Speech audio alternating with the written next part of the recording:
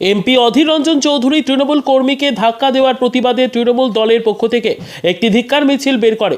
এদিন সকালে বহরমপুরের 10 নম্বর কংগ্রেসের লোকসভা প্রার্থী অধীর রঞ্জন চৌধুরী গান্ধী কলোনি থেকে বিটি কলেজ পর্যন্ত পায়ে হেঁটে প্রচার সেরে বাড়ি ফেরার পথে গো ব্যাক স্লোগানে মেজাজ হারিয়ে একটি তৃণমূলের ছেলেকে ধাক্কা মারে।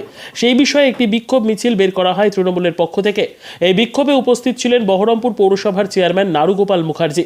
বহরমপুর লোকসভার প্রার্থী অধীর রঞ্জন চৌধুরীর বিরুদ্ধে একাধিক অভিযোগ সবার সামনে তুলে ধরেন এবং আগামী দিনে এরকম ঘটনা যাতে না ঘটে তার হুঁশিয়ারি দেন। বহরমপুর কোর্ট বাজার সংলগ্ন এলাকা থেকে মিছিল শুরু করে কংগ্রেস ভবনের সামনে দাঁড়িয়ে বক্তৃতা করেন এবং বহরমপুর পৌরসভার সামনে মিছিলটি শেষ করেন। ব্যুরো রিপোর্ট, দিনরাত স্টার নিউজ। দেখুন,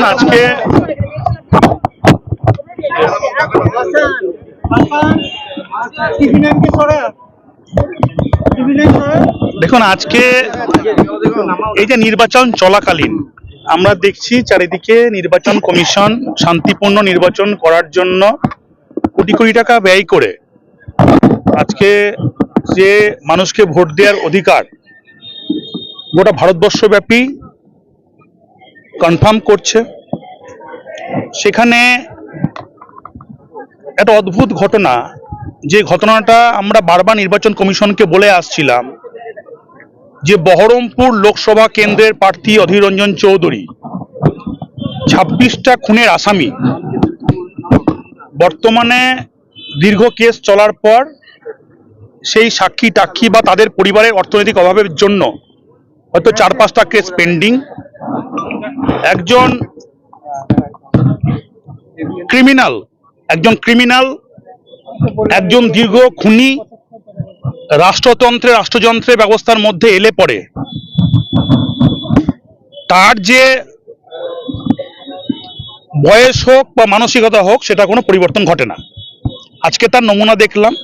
এই যে এই ছেলেটা বিভান দাগে কংগ্রেস করত, এর বাবা প্রাণ গেছে অধীর চৌধুরীর জন্য, কিন্তু যেখানে বলা হচ্ছে যে ওকে গো ব্যাক স্লোগান দেওয়া হয়েছে, কোনো সিসিটিভি ফুটেজে আপনারা দেখাতে পারবেন না যে গো ব্যাক স্লোগান দেওয়া হয়েছে। যেহেতু ও তৃণমূল কংগ্রেস ওখানকার বুথ সভাপতি, আমাদের তাপস রায় ওইখানকার টাউন অবজারভার, ওই ওয়ার্ডে 13 নম্বর ওয়ার্ডেই বাড়ি, ওরা ওখানে দাঁড়িয়ে গল্প করছিল এবং হচ্ছে মন্দিরে শিব পুজো, শিবের ওইখানে একটা হনুমান মন্দির আছে, হনুমান মন্দিরের সামনে ওরা পুজো পার্বণ করছিল। হঠাৎ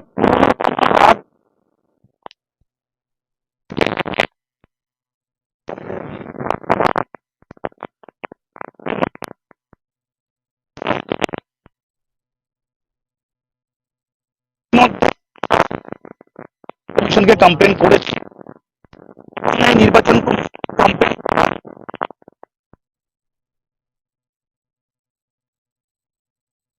বলুন, আজকে বিজেপির ক্যান্ডিডেট বলুন, নির্মল সাহা বলুন, কেউ সবারই কিন্তু তার নিজস্ব ক্যাপাসিটি অনুযায়ী ওয়াই ক্যাটাগরি সিকিউরিটি পেতে পারেন, অন্তত আমাদের ক্যান্ডিডেট পেতেই পারেন, কিন্তু সেখানে এত সাবমিসিভ ওয়েতে যাতে নির্বাচন প্রক্রিয়াটা সুস্থভাবে হেলদিভাবে সেই প্রক্রিয়া তিনি প্রচার সারছেন।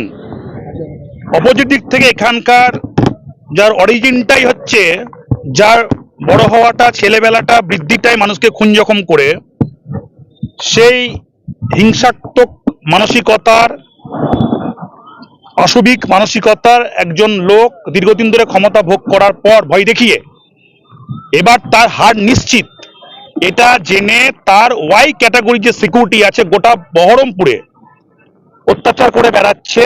এবং বহরমপুর একটা ছোট শহর, যেখানে রাস্তাঘাট ট্রাফিক কনজেশন থেকে বহুদিন থেকে, এতদিন তো থাকে না, ভোটের সময় প্রত্যেকটা জায়গায় থ্রেড পারসেপশন তৈরি করছে এবং যা তা লোককে কথা বলছে। নির্বাচনী প্রচারে আজকে উনি ফুটেজে বলেছেন আমাকে গো ব্যাক স্লোগান দিচ্ছিল, তো আমি বসে থাকবো? তো গো ব্যাক স্লোগান হচ্ছে সিকিউরিটির জোরে আপনি বলছেন, তো গো ব্যাক স্লোগান করে 5টা সিকিউরিটি আপনি একটা তৃণমূল কর্মীদেরকে মারছেন। আমরা রাজনৈতিক করা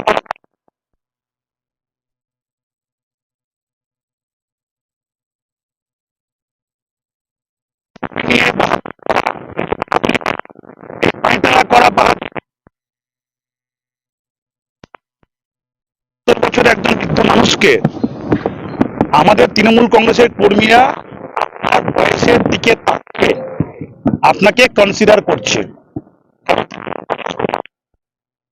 আপনার ওই যারা যেমনটা আর আপনার ওই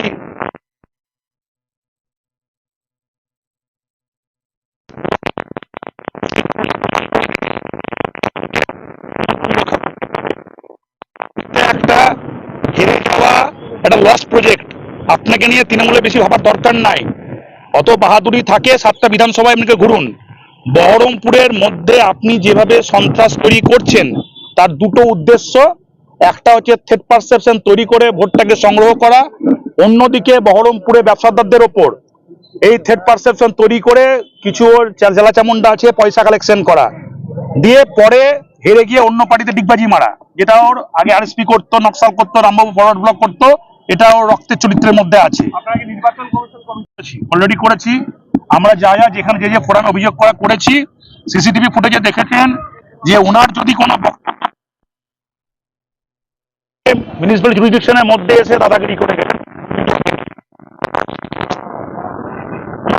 কি আছে অথরিটি, কি আছে ওনার সিকিউরিটি অথরিটি, কি আছে যে লোককে থ্রেট করবে? উনি সিকিউরিটির কাজ ওনাকে প্রোটেক্ট করা। যেখানে উনি আক্রমণ হচ্ছেন না, উনি আক্রমণ করছেন, সেখানে সিকিউরিটির কাজ কি দাঁড়িয়ে থাকা? অবিলম্বে নির্বাচন কমিশনের কাছে অনুরোধ করব উনার সিকিউরিটি উইথড্র করার জন্য। উনার মত এরকম না হলে পরে ভায়োলেন্স তৈরি করবে উনি নির্বাচন কমিশনকে আপনার মিসগাইড করবেন। তার যেহেতু দীর্ঘদিন ধরে একটা এমপি পদ টিকে আছে, পাপ্পু যাদবের এমপি পদ টিকে ছিল, আবার হয়েছিল, তাহলে মস্তান গুন্ডাদেরকে যদি পুলিশি ক্ষমতা দেয়, যে অবস্থা হয় সে অবস্থায় হয়েছে। এমন কিছু সভ্য মানুষ নন উনি। তা সেই জায়গা থেকে যে অসভ্যতমর পরিচয় দিয়েছেন একজন সাধারণ কর্মীকে করে মেরে মারধর করে, অরিজিনাল তার যে ভেতরের যে অসভ্য চরিত্রটা সেটা জনসমক্ষে প্রসারিত হয়েছে।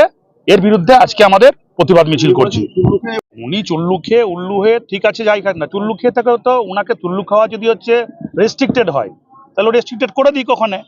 ওনার যে চোরচিটারদের মতন, ওনার যে তোলাবাজির মতন, উনি যেমন খুন, যেমন চুল্লু খেয়েছে, এরা তোকে খুনের আসামি নাই, উনি তো খুন করেছেন, খুনি অদিত চৌধুরী। তা সেই জায়গা থেকে হাজার খুনের হচ্ছে আসামি। এই সামনে একটু মোড়ে মোড়ে কামাল শেখকে হত্যা করেছে, দীর্ঘদিন ধরে কোর্ট কেস চলেছে। তারপর একটা খুনি চুল্লুখোরের থেকে, চুল্লুখোরকে সংশোধন করা যায় ইহ্যাব সেন্টারে, একটা খুনিকে মানে সংশোধন করা যায় না। সে যতই যাই না তার মনটা খুনি হয়ে থাকে। তা খুনির কাছ থেকে বড় বড় কথা শুনতে ভালো লাগে না। আর দাদাগিরি হচ্ছে, মস্তানি হচ্ছে, এখানে বহরমপুরে মানুষ খাচ্ছে না। তা সেই জায়গা থেকে সেন্ট্রাল বাহিনীর ফোর্সকে নরেন্দ্র মোদীর দয়া, সেখানে উনি যেভাবে থ্রেট পার্সেল তৈরি করছেন, বহরমপুর শহর থেকে ব্যবসাদারদের কাছ থেকে পয়সা কালেকশন করা, পিক আপ করা, এটা তার মূল উদ্দেশ্য। কাউকে দিয়ে ফোন ধরিয়ে দিচ্ছে, নিজে কথা বলছে, কারণ ভোট হার নিশ্চিত পয়সাটা নিয়ে তিনি দিল্লি পালাবেন, অন্য পার্টিতে জাম্প করবেন। এটা তার হচ্ছে টেকনিক্যাল প্রসেস, এটা তার পলিটিক্যাল থিওরি। সেই জায়গা থেকে ওর ভয় ভীতি কোনো জায়গায় কোনো কাজ করবে না। তৃণমূল কংগ্রেস যদি মনে করে যদি তার প্রতিবাদ করব, বিভিন্ন ভাষায় প্রতিবাদ করতে পারতো, কিন্তু গণতান্ত্রিক পদ্ধতিতে তার প্রতিবাদ এখানে আজকে মিছিল করছে এবং নিন্দা জানাচ্ছে, ধিক্কার জানাচ্ছে যে এরকম একটা গণতন্ত্রে এরকম একটা ব্যক্তিত্বের দীর্ঘ প্রবেশ থাকলে পরেও এই গণতান্ত্রিক ব্যবস্থাপনায় এখন সময় এসেছে এরকম একটা দস্যু মানুষকে, অসুর টাইপের মানুষকে বর্জন করার। সেই বর্জনের প্রায় হয়ে গেছে, বিসর্জন বাকি আছে। 13 তারিখ হচ্ছে বর্জন হবে, আর 4 তারিখ হচ্ছে বিসর্জন হবে।